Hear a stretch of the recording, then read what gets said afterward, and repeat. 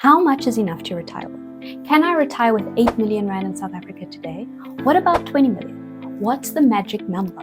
Retirement is a significant milestone, and determining whether 9 million rand in South Africa or whatever number you have available to you is sufficient requires careful consideration of various factors such as lifestyle, income, needs, and retirement strategies. So today we are going to dive into the detail of how you can estimate this number for yourself, and also some personalized key aspects that you must take into account, and to understand why this number differs from person to person. And yes, I am 24 and already thinking about retirement, and more importantly to me, the possibility of retiring early. There are certain milestones per age which are recommended to reach when it comes to saving for your retirement without downsizing your current lifestyle. Fidelity's guideline is to aim to save at least 1 times your gross annual salary by age 30, 3 times by 40, 6 times by 50, 8 times by 60, and 10 times by 67. So if you are earning, say, 700,000 Rand per annum at age 30, then you need to have a total of 700,000 Rand saved up in retirement investments, tax-free savings accounts, and other investment accounts, which would be the amount after pay-as-you-earn tax. When you are 40 years old, then your salary at that age will likely be a lot higher than what it was in your 30s. And now you also need to have saved up 3 times your annual salary at 40. Now keep in mind that these milestones are aspirational. You likely won't meet all of them, but they can serve as goalposts which help you to make a plan so that you can save enough money to help maintain your current lifestyle in retirement. These saving factors are based on the assumptions that a person saves 15% of their monthly income starting at age 25. This doesn't include things like your employers matching your amount contributed towards your retirement savings, and it is based on the assumption that you invest 50% of your savings into stocks. The problem is that about 3/4 of South Africans are not putting nearly enough money away towards their retirement, and specialists fear that they may not have enough money saved for their retirement. That is why, if you do start today, you will be setting yourself up better than a large majority of people in this country. Whether they are rich or poor, you'll be surprised by the number of people who have a really good income but still live paycheck to paycheck every month and won't be able to support their current lifestyle in retirement. And if you are behind on this guideline of milestones per age, then don't worry, as there are certainly ways to catch up. And the fundamental concepts as to how you can do this are exactly what I talk about on this channel. The most important step is to actually stop and take action. There are 2 main factors when it comes to adapting these recommended goalpost amounts, and that is the age that you want to retire, as this will have a big impact on the amount that you need to save. That is because delaying gives your savings a longer time to grow. And by working longer, it means you will have fewer years in retirement from which you need to withdraw from your retirement savings. Of course, you can't always choose when you will be able to retire, as your health and job availability may not be in your control. But one thing is clear, working longer will make it easier to reach your savings goals. And the opposite is true if you want to retire early. You either need to have a large retirement savings figure, or you need to have passive income which flows in monthly, which we'll talk about later. The second factor is how you want to live in retirement. In other words, do you expect your expenses to go down when you retire, or do you expect to spend the same? Or is this the time when you want to travel or buy your dream car? If you expect to downsize and live frugally, then your savings factor at age 67 may be closer to 8 times rather than 10 times. But if you're planning to travel or increase your lifestyle, then rather increase your savings factor to 12 or 13 times your annual salary at age 67. This is to ensure that your retirement savings don't diminish too early. Now, what if you're behind on these recommended goalposts? Although this isn't financial advice, some general recommendations, if you are under the age of 40, would be to simply save more and then invest for growth through a diversified investment mix. Of course, stocks come with more ups and downs than bonds or cash, so you need to be comfortable with those risks. If you are over the age of 40, then the answer may be a combination of increasing your savings, reducing your spending, and working for longer if possible. If you have enjoyed this video so far, please like and subscribe, as it will really help my channel to grow. Now let's talk about a few standard rules that are well known in the retirement industry.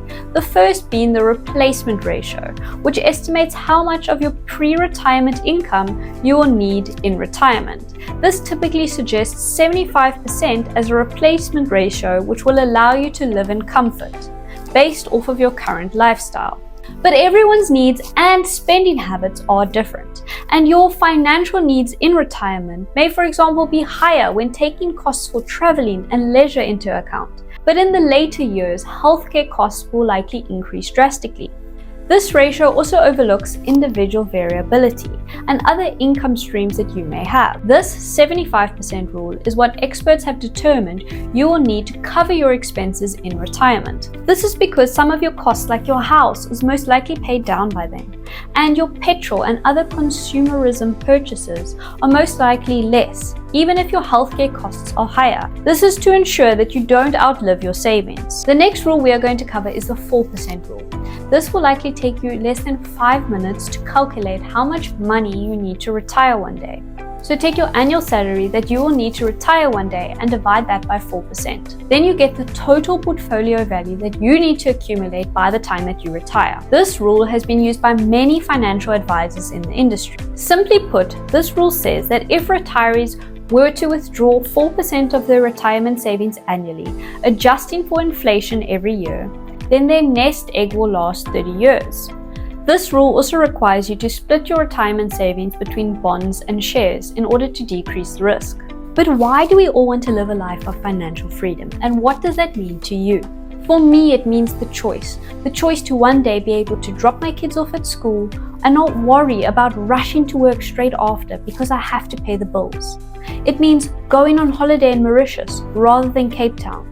It means traveling and working from anywhere if I wanted to. And it means creating passive income streams and working hard now so that I'm never in a position where I have to work until I'm 70 years old.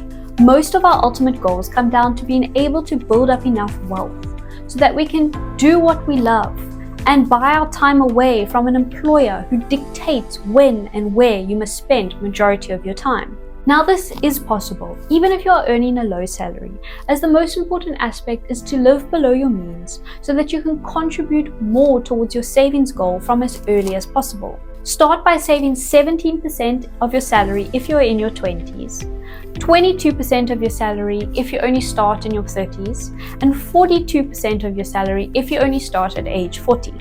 But as you can see, this is just the guideline. The earlier that you start, the lower that you have to contribute in order to have enough for your retirement nest egg. But how can you get there?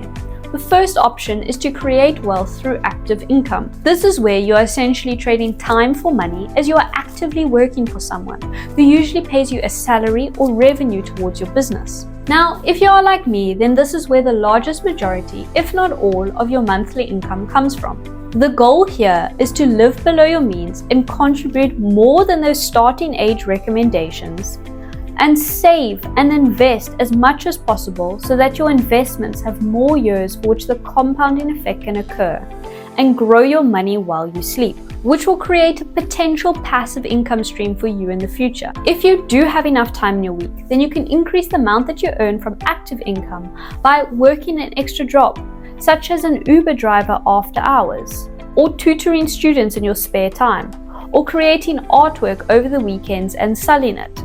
Or because of the flexibility of time and location, an online business is a good place to start, such as freelancing or digital marketing or becoming a content creator. Now, if you ask anyone, they will probably say that passive income is the ultimate goal in the financial world, as you can earn income without having to do anything for it. You usually have to work hard and set the business up front. But as soon as it is running, you can choose to do anything with your day and you will still be making income to pay your bills. And there are many different ways in which you can achieve it, but keep in mind that there is no quick or easy way to make stable and reliable income fast. Everything does require work and effort. Investing in equities in the stock market, in dividend generating stocks, is one way to create a passive income stream. The goal is to have enough passive income flowing in every month, which you can then use to meet your monthly expenses. Then you can financially retire and work on other businesses or hobbies to generate active income, which you can use to grow your investments for retirement. So let's talk about a real life example where 9 million Rand is enough to retire in South Africa. If you have a realistic life expectancy of 30 plus years in retirement, you really shouldn't be starting with a drawdown figure of higher than 4% on your living annuity. To put this into perspective, this means that your current income is 360,000 Rand annually, and you're expecting to live a similar lifestyle in retirement. If you are currently earning 600,000 Rand per year or 50,000 Rand per month, then for a safe starting drawdown figure of 4% per annum, you need 15 million Rand in your retirement capital. And to keep this simple, this doesn't account for income tax, so you actually need a fair bit more than this. So no matter what your age, focus on the goals ahead. Don't be discouraged if you aren't at your nearest milestone. There are always ways to catch up to future milestones through planning and saving. The key is to take action. The earlier, the better. So thank you for watching, and I'll see you in my next video.